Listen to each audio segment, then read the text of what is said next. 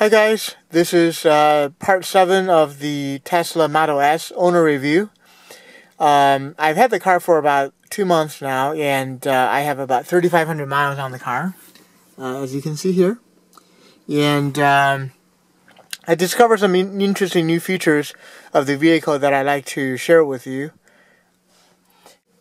First of all, I discovered the windshield wipers are rain sensitive. There are two different delay speeds on the wiper that you can see here. Whichever speed you set it to, if there's no rain, then the wipers don't wipe. Okay, so for example, I have it on the faster of the delay speed, but as you can see, the wipers aren't wiping because there's no rain right now.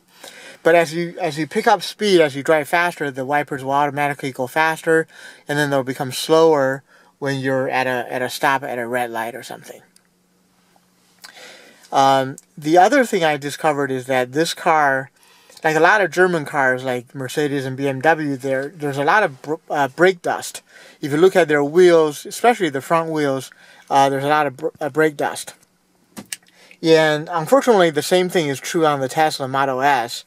And to reduce the amount of brake dust, I've been using the regenerative braking quite a bit, which you can control from the car from under the driving screen.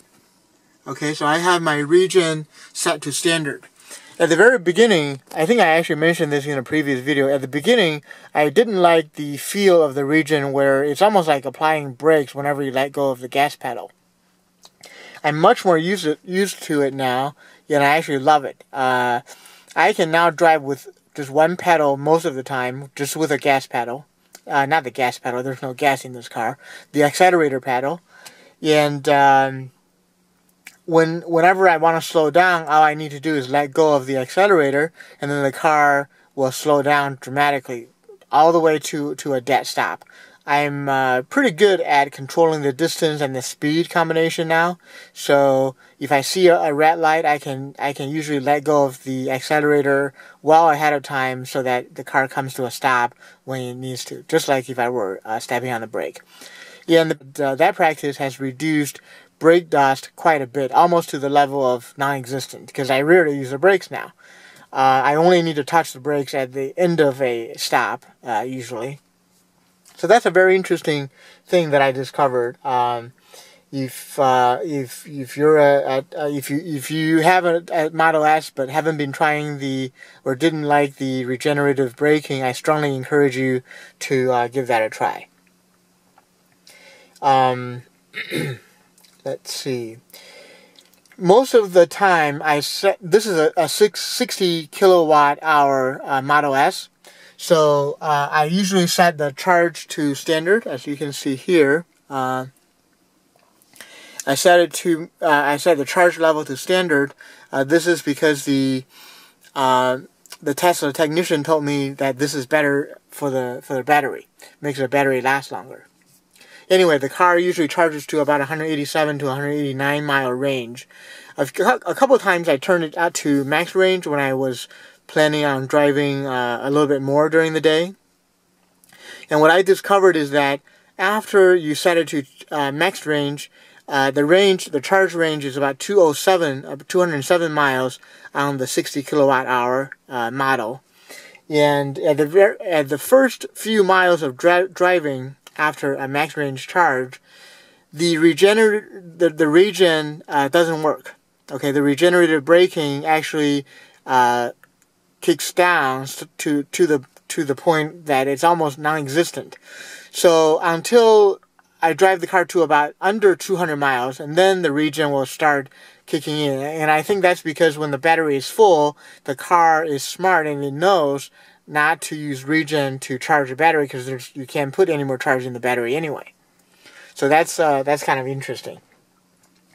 One time I lost connection between my iPhone to the center to the vehicle, so I couldn't listen to any audio programs from my iPhone. Yeah, and I ended up resetting the center display to reestablish the connection. I tried, removing the device, adding it back in, tried a bunch of different things. Nothing worked. I ended up resetting the center display. And the way you do that is by pressing both of these scroll wheels down and hold them down for about 10 seconds, and then this whole screen will turn black. Yeah, and all the settings are still stored in there, but then it was able to reconnect to my iPhone. I also, I was being brave, I also tried resetting the display while I was driving. I was, in the right lane, so I was ready to stop, in case something happens. Yeah, and I did the reset while I was driving, and I can tell you with my own experience that it works even when you're driving. Okay, so if you need to reset the screen, you don't need to wait. You don't need to stop the car. You can just go ahead and reset it, during the drive. Yeah, and during the drive, what I discovered is that, or during the reset, what I discovered is that the blinker, the turn signal, no longer made a noise. And I thought that was interesting. I wonder if the turn signal is actually hooked up to the speakers of the car. And so, that's kind of interesting. The other thing I want to let you know is that after you do a charge, whether it's, whatever standard charge or max range, the interior of the car gets kind of warm. Gets probably, 85, 90 degrees, which makes the remote climate control very useful. I now almost religiously turn on the climate control of the car before I actually start driving it, maybe 10 minutes ahead of time using the iPhone app. And it proved to be very, very convenient. Let's see. The last thing I want to cover is that a few people actually emailed me to ask me to show how the voice navigation or voice control in this car works. I'm not a big fan of voice control. I just haven't used it in the past, but I tried it in the Model S. It actually works pretty well. So I'm going to show you, this is the voice control button, and the way to use it is by pressing this button down, and then there's a little prompt that will come up over here that's going to say, recording or something, processing command or something like that. You basically keep it down while you're talking, and then when you're done, the results will show up on the screen. So I'm going to show you how to navigate and how to use the radio from the voice control by voice control. So first, let's try navigation. Navigate to Museum of Science and Industry.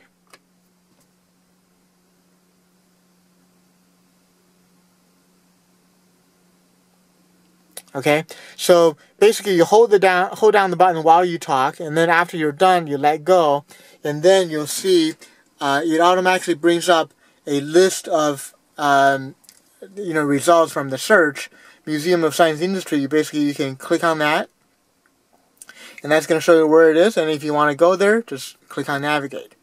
Okay, so you can search, because this is Google Map. You can search by the name of the place or wherever, the name of the building. So let's try another one. Navigate to Willis Tower.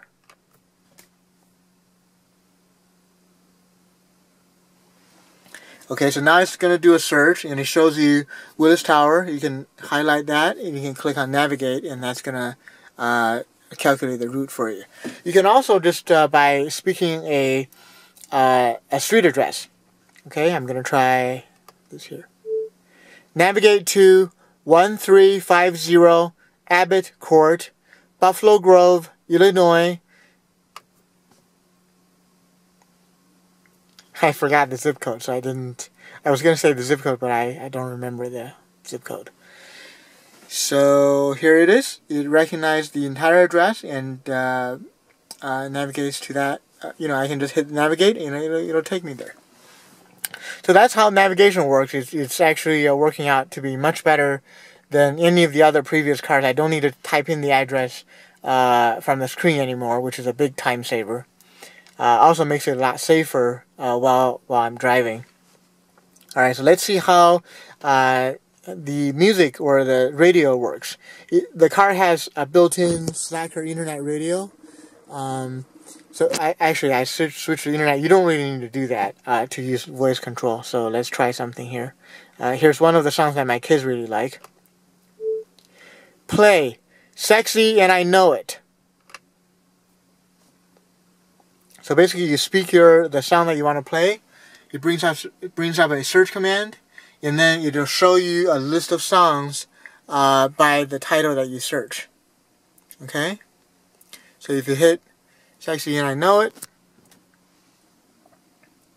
it's going to the internet and downloading the song, and now it's going to start to play. Now let's try another one. Play Lady in Red.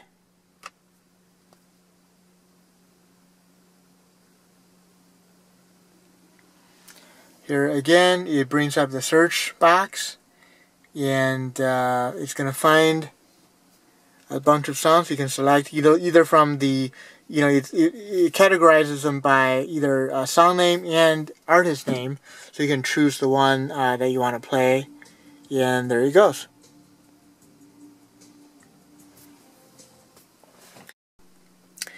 Again, this is part 7 of the owner review for a Tesla Model S.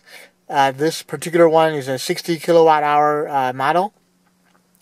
And I figure I also share a couple of more wish list items with you. One of the things is that this screen here is really nice, but sometimes it's kind of hard to reach, when you're laid back in your normal driving position. So I find myself sometimes kind of leaning forward, reaching for the screen. If Tesla is able to make this screen articulate,